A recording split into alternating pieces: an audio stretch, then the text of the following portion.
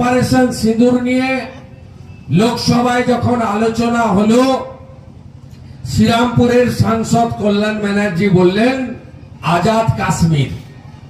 কাশ্মীর আজাদ নয়, ওটা পিওকে, পাকিস্তান অধিগৃহীত, জোর করে অধিগৃহীত কাশ্মীর।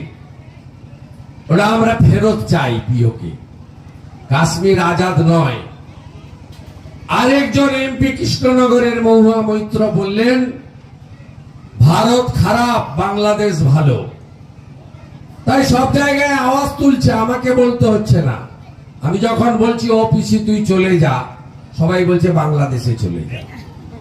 ভারত খারাপ, বাংলাদেশ ভালো, এটা বলছে আমাদের রাজ্য থেকে নির্বাচিত সাংসদ, অন ক্যামেরা বলছে।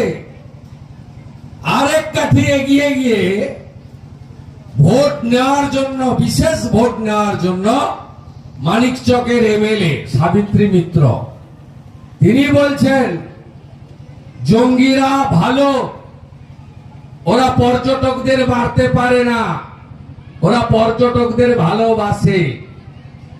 তার মানে আমাদের বাইরে যেমন কিছু শত্রু আছে, দেশের ভিতরে এখনো কিছু পাকিস্তান প্রেমী আছে।